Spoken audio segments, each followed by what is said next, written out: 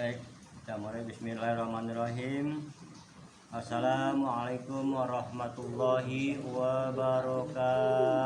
Waalaikumsalam warahmatullahi wabarakatuh. Alhamdulillahirabbil alamin. Allahumma sholli ala Muhammad wa ala ali Muhammad. Amma ba'd.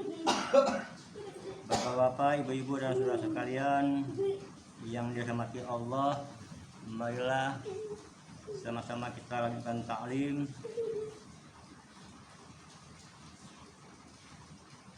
Alhamdulillah, walaupun yang hujan ya, tapi masih kita semangat untuk melanjutkan taklim, menuntut ilmu. Kita sama-sama belajar hadis-hadis Nabi, bagaimana tentang sabar. Hadis yang ke-45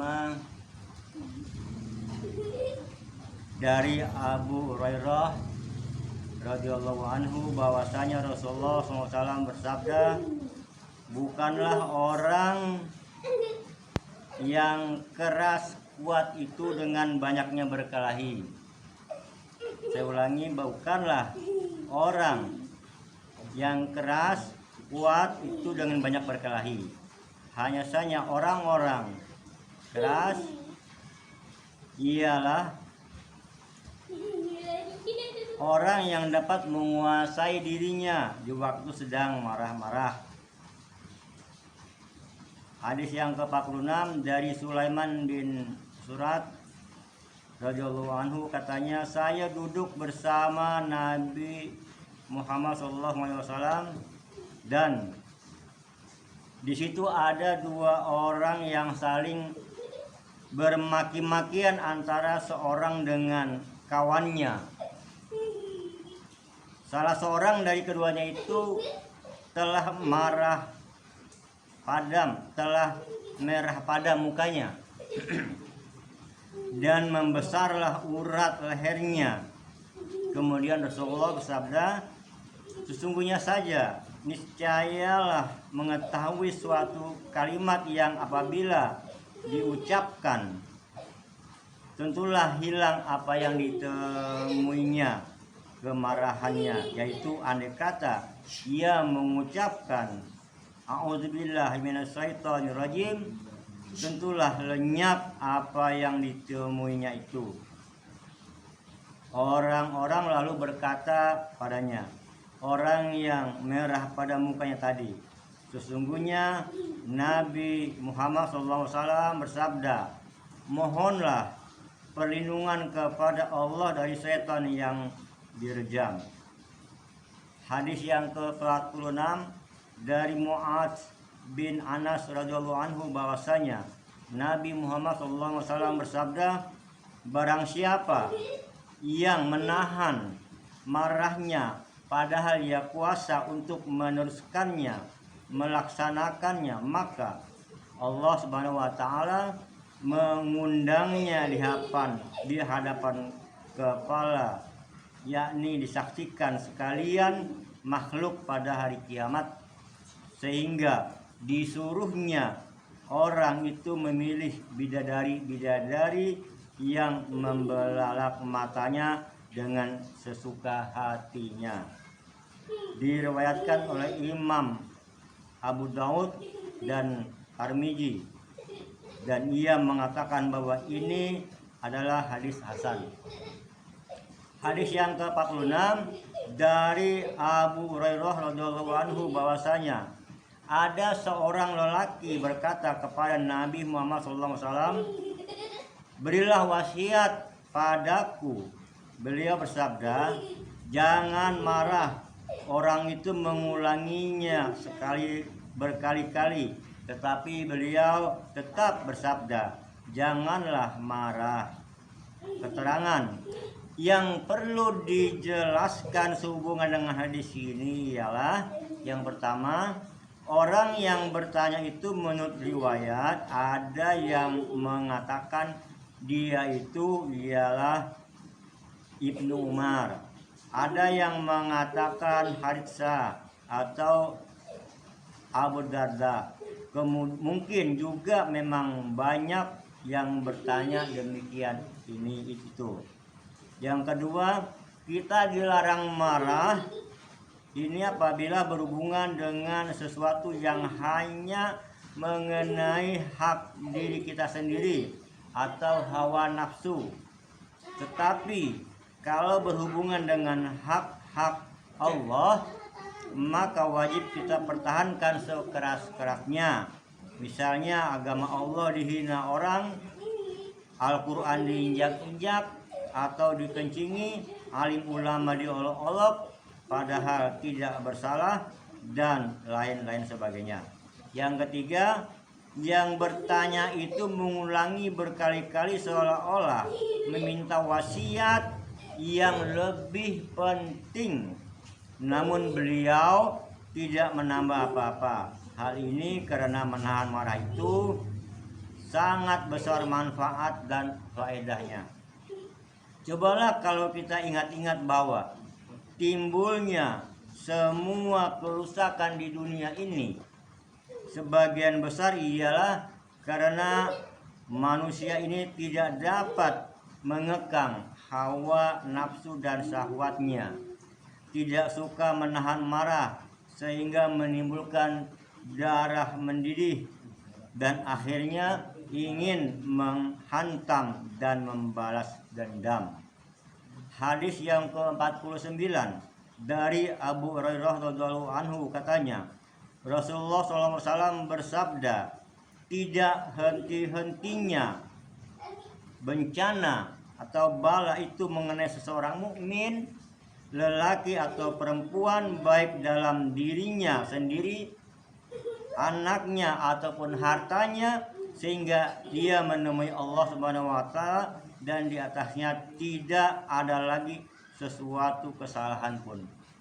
Diriwayatkan oleh Imam Tirmidzi dan ia mengatakan bahwa itu adalah hadis hasan sahih.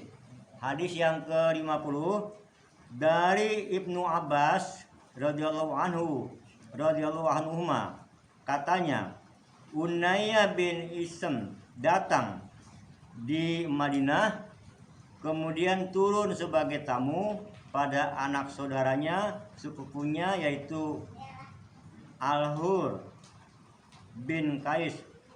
Al-Hur adalah salah seorang dari sekian banyak orang-orang yang didekatkan oleh Umar, semoga Allah meridhoinya, yakni dianggap sebagai orang dekat dan sering diajak bermusyawarah karena para ahli baca Al-Quran yang pandai maknanya adalah menjadi sahabat-sahabat yang menetap di majelis Umar, semoga Allah meridhoinya, serta orang-orang yang diajak bermusyawarah olehnya, baik orang-orang tua maupun yang masih muda usianya. Uyainah berkata kepada sepupunya, hai anak saudaraku, engkau mempunyai wajah banyak diperhatikan di sisi Amirul Mukminin ini. Cobalah meminta izin padanya supaya aku dapat menemuinya. Saudaranya itu memintakan izin untuk Uyainah, lalu Umar pun mengizinkannya. Setelah Uyainah masuk, lalu dia berkata, hati-hatilah hai putra Al-Khattab, yaitu Umar, demi Allah Tuhan tidak memberikan banyak pemberian kelapangan hidup pada kita, dan tidak pula Tuhan memerintah di kalangan kita dengan keadilan. Umar marah sehingga hampir-hampir saja akan menjatuhkan hukuman padanya. Al-Hur kemudian berkata, ya Amirul Mukminin, sesungguhnya Allah Subhanahu wa taala berfirman kepada nabinya Muhammad SAW yang artinya, berilah maaf, perintahkan kebaikan, perintahlah kebaikan, dan berpalinglah, jangan menghiraukan pada orang-orang yang bodoh. Dan ini yakni Uyainah adalah termasuk golongan orang-orang yang bodoh. Demi Allah, Umar tidak pernah melanggarnya di waktu al-zuhur membacakan itu. Umar adalah seorang yang banyak berhentinya, amat mematuhi di sisi kitabullah. Kemudian hadis yang ke-51 dari Ibnu Mas'ud radhiyallahu anhu bahwasanya Rasulullah SAW bersabda, sesungguhnya saja akan terjadi sesudahku nanti cara mementingkan diri sendiri, sedang orang lain lebih berhak untuk memperolehnya, dan juga beberapa perkara yang engkau semua akan mengingkarinya. Orang-orang semua berkata, ya Rasulullah, apakah yang akan Tuhan perintahkan pada kita, kaum muslimin? Beliau bersabda, supaya engkau semua menunaikan hak yang menjadi kewajibanmu untuk dilaksanakan, dan mohonlah kepada Allah akan hak yang memang menjadi milikmu semua. Hadis yang ke-52 dari Abu Yahya yaitu Usaid bin Huzair, semoga Allah meridhoinya, bahwasanya ada seorang lelaki dari kaum Ansor berkata, ya Rasulullah, mengapakah Tuhan tidak menggunakan saya sebagai pegawai sebagaimana Tuhan juga menggunakan si fulan dan fulan itu? Beliau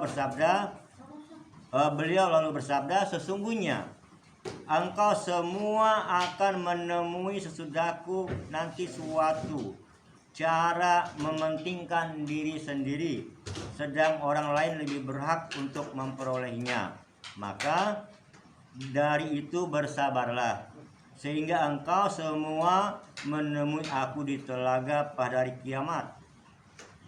Hadis yang ke-53 dari Abu Ibrahim yaitu Abdullah bin Abu Aufa radhiyallahu anhuma, bahwa Rasulullah SAW pada suatu hari di waktu beliau itu bertemu dengan musuh, beliau menantikan sehingga matahari condong hendak terbenam. Beliau lalu berdiri di muka orang banyak kemudian bersabda, hai sekalian manusia, janganlah engkau semua mengharap-harapkan bertemu musuh, dan mohonlah kepada Allah akan keselamatan. Tetapi jikalau engkau semua menemui musuh itu, maka bersabarlah. Ketahuilah olehmu semua bahwasanya surga itu ada di bawah naungan pedang. Selanjutnya Nabi Muhammad SAW bersabda, ya Allah yang menurunkan kitab, yang menjalankan awan, yang menghancur leburkan gabungan pasukan musuh, hancur leburkanlah mereka itu dan berilah kita semua kemenangan atas mereka.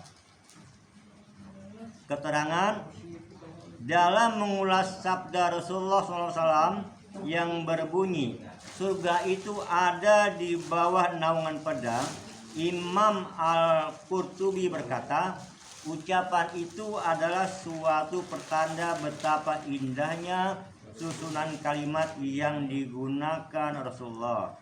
Sedikit kata-katanya tetapi luas pengertiannya. Maksudnya ialah bahwa letak surga itu dengan memberikan perlawanan kepada musuh manakala mereka telah memulai menyerang kedudukan kita.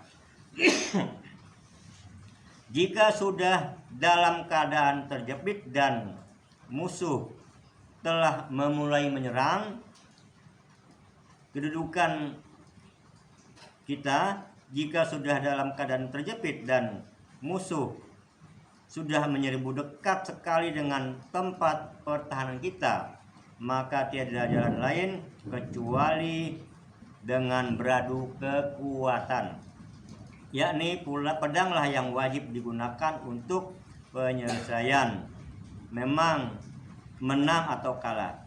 Jika pedang kaum muslimin sudah beradu dengan pedang musuh, masing-masing pihak menangkis serangan musuhnya, pedang meninggi dan merendah sampai-sampai bayangannya tampak jelas. Naungan pedang itulah yang menyebabkan kaum muslimin akan memperoleh kebahagiaan dalam dua keadaan. Yang pertama, jika kalah dan mati, gugurlah sebagai pejuang syahid dan pasti masuk surga tanpa hisab. Di kalangan umat pun menjadi harum namanya. Yang kedua, jika menang dan selamat sampai dapat kembali ke rumah, dia juga dapat merasakan kenikmatan surga dunia, hidup dalam keluhuran dan kejayaan. Nah, demikian Bapak-bapak dan saudara-saudara sekalian, hadis perkara sabar telah kita selesaikan, ya. Insya Allah minggu depan kita lakukan mengenai perkara kebenaran. Jadi perlunya sabar dalam hidup ini, Bapak, Ibu dan saudara sekalian, ya. Karena Allah berpesan, ista'inu bisabri wassalah, ya. Jadikanlah sabar dan salat sebagai penolongmu, ya. Innallaha ma'as sabirin. Sungguhnya Allah itu bersama orang-orang yang sabar. Jadi orang yang kuat, orang yang gagah, orang yang perkasa itu bukan orang yang ototnya besar, ya, yang tenaganya kuat, tetapi orang yang dapat menahan marah, ya. Orang yang sabar, ya, dari menghadapi kemarahan itu. Ya, kadang-kadang orang ini hanya perkara kecil saja, ya, perkara uang 1000 saja bisa saling bunuh-bunuhan, ya, perkara mulut aja, ya, bisa saling bunuh-bunuhan. Nah, ini nauzubillah. Kita jangan sampai menjadi hal yang seperti itu. Walaupun kita kuat gagah, ya, yang dihina itu hanya diri kita. Ya, tapi kita kalau dapat menahan marah, itu tadi disebutkan bahwa dalam hadis bahwa nanti bidadari itu yang datang kita. Ya, jadi kita mendapatkan bidadari, ya.